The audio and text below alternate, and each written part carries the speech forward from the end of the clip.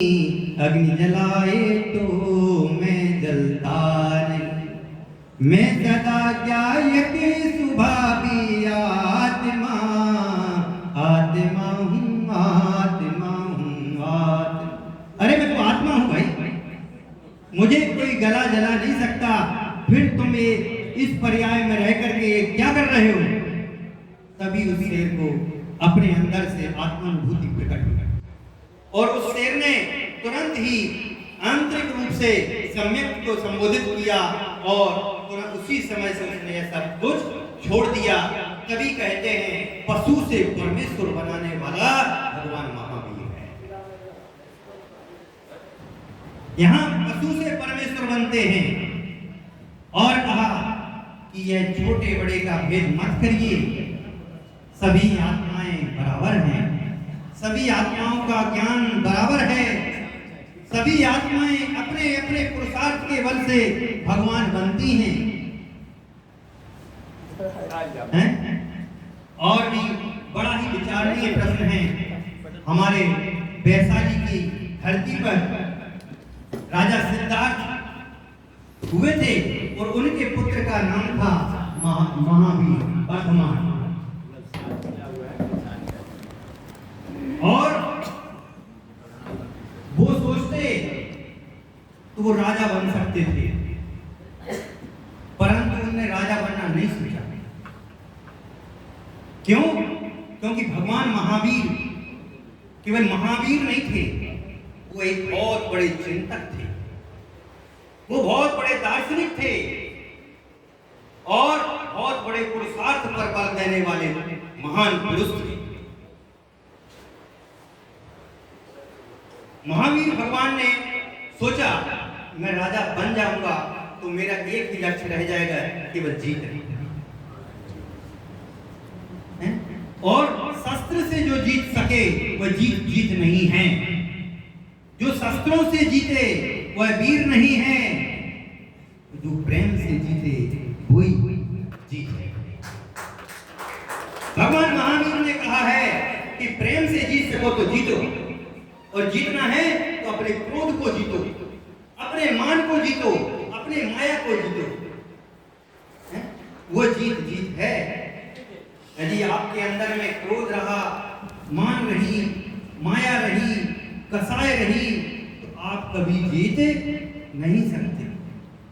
उन्होंने एक और सूक्ष्म बात कही, यदि महावीर बनना है तो आपको दोष को नहीं छोड़ना, आपको राग को छोड़ना, क्योंकि ये राग जो है यही आग है।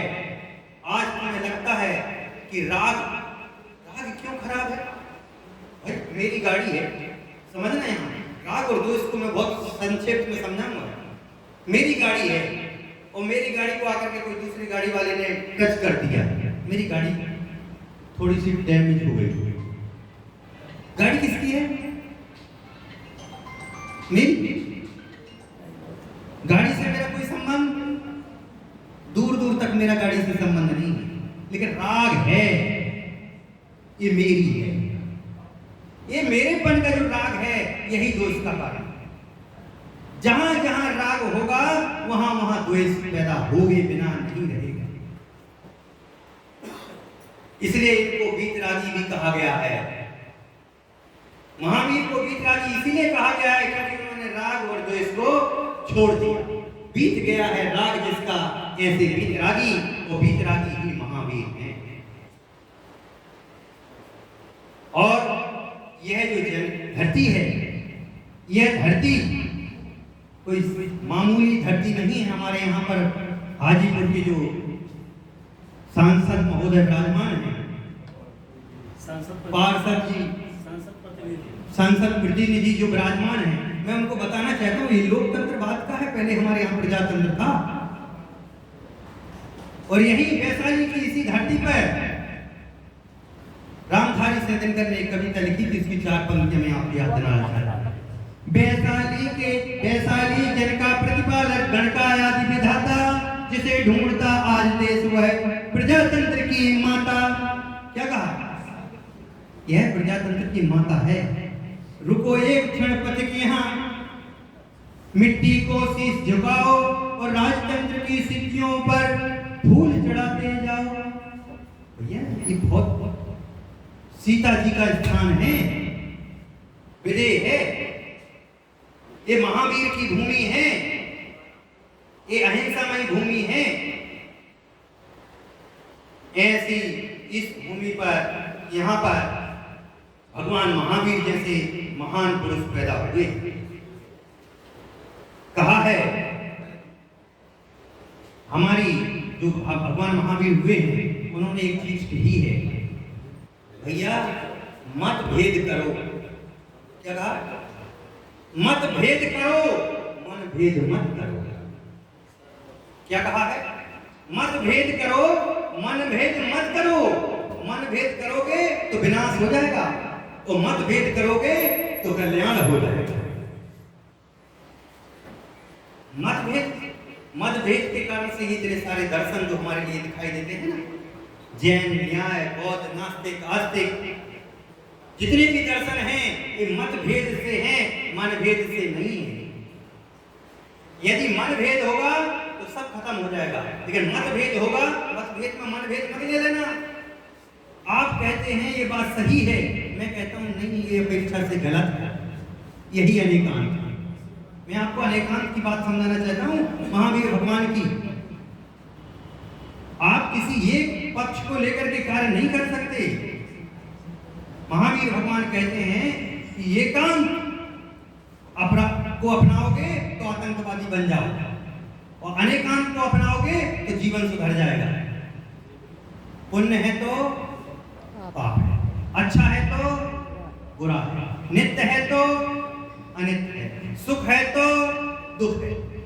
भाई अनेकांत यही है। दोनों अपेक्षाओं को लेकर के आपको कार्य करना पड़ेगा, नहीं तो मतभेद की जगह मनभेद हो जाएगा। और हमारा जो आप लोग समझते हैं हमारा देश क्या है, विश्व गुरु।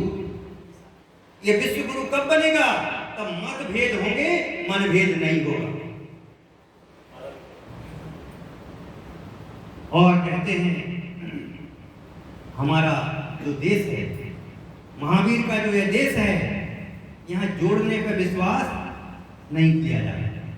एक बहुत पंक्तियां हैं, फांस तनकसी तन में साले चाहे लंगोटी की दुख। एक छोटी सी कहानी के माध्यम से आपको बताना चाहता हूँ। एक बार क्या हुआ, एक राजा थे और वहां पर उस नगर में कोई मुनिराज पधारे। अब जब मुनिराज आए तो राजा को अपनी रानियों को कैसे लेके जाएंगे, क्योंकि मुनिराज तो नया दिगंबर है स्वरूप उनका। उन्होंने कहा, याचना की जाकर, भगवान आप एक लंगोटी धारण कर लीजिए, हमारी रानियां आपके दर्शन करने के लिए आ रही हैं। उन्होंने कहा ठीक है, एक लंगोटी धारण कर लेते हैं। एक लंगोटी की दुख भाले। अब सुनना, एक लंगोटी धारण करने से कितना बड़ा संकट आने वाला है उस साधु पर। लंगोटी के लिए साबुन की व्यवस्था की गई, बाल्टी की व्यवस्था की गई, मक्के की व्यवस्था की गई, उसको सुखाने के लिए रस्सी की व्यवस्था की गई। और क्या हुआ, एक दिन तो चल गया काम, दूसरे दिन चूहे काट गए, तो बिल्ली की व्यवस्था की गई। अब बिल्ली रात में बोलती थी तो उसके लिए दूध की व्यवस्था की गई, और दूध की जब व्यवस्था की गई तो गाय की व्यवस्था की गई, और गाय की साफ सफाई करने वाली एक नौकरानी की भी व्यवस्था की गई। और जब नौकरानी की व्यवस्था की गई तो उन साधु परमात्मा का मन डावाडोल हो गया। तो चाहे लंगोटी की दुख भाले और फांस तनकसी तन में से।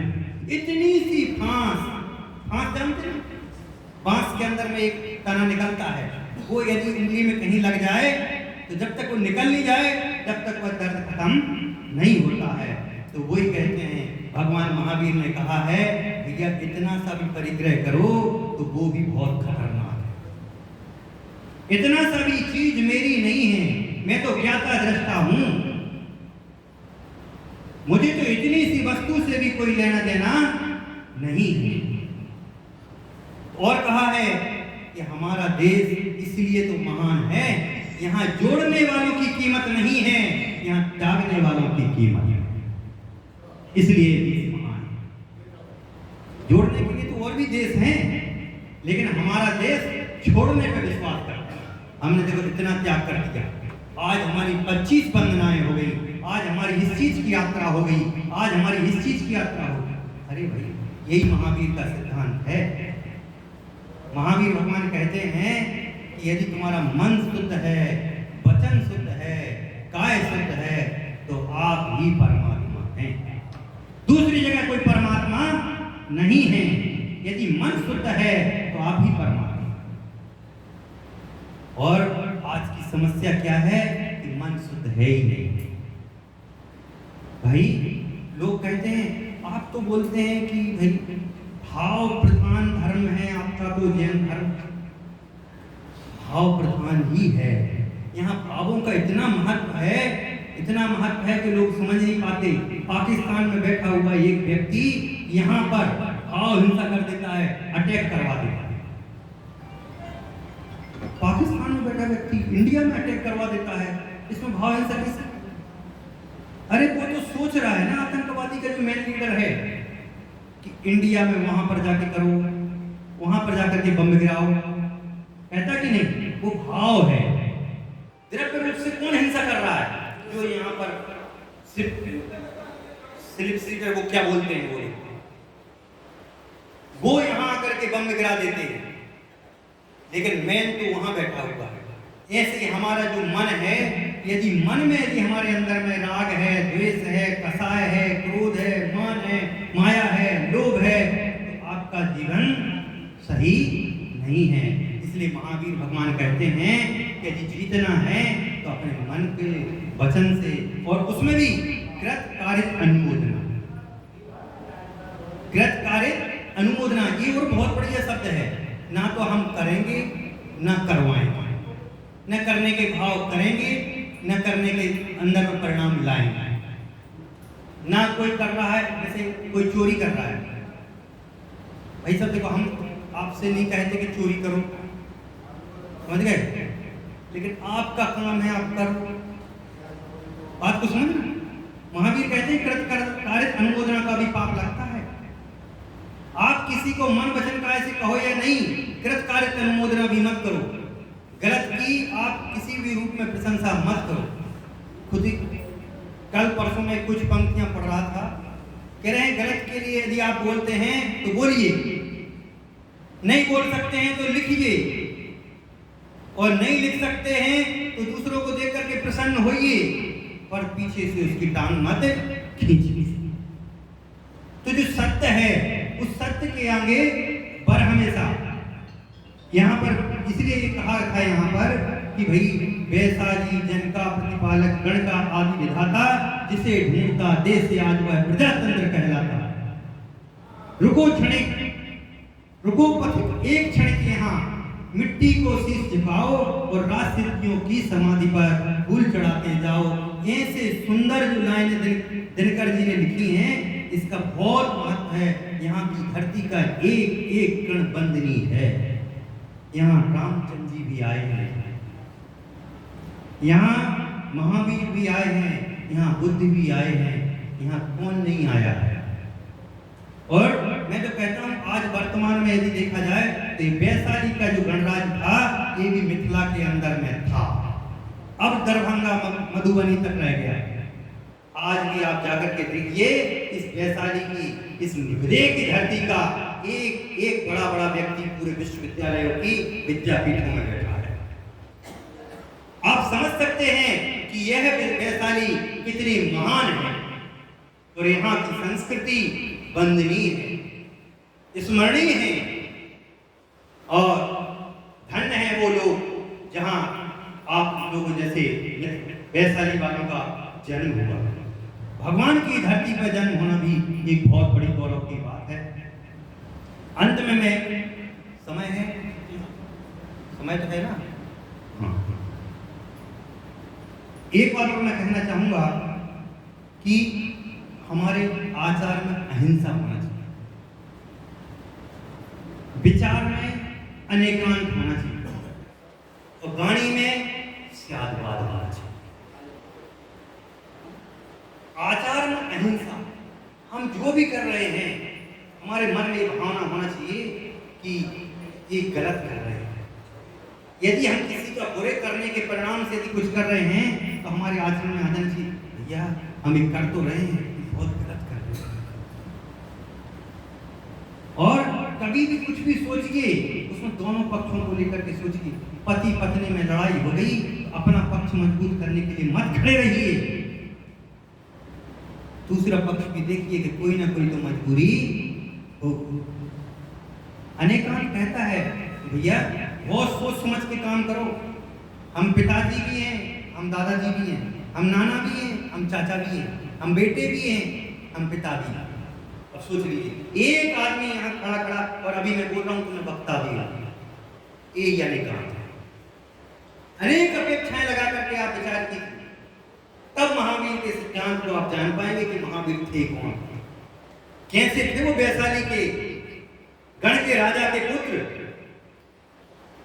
हैं और वाणी में स्यादवाद। ऐसा है तो ऐसा है।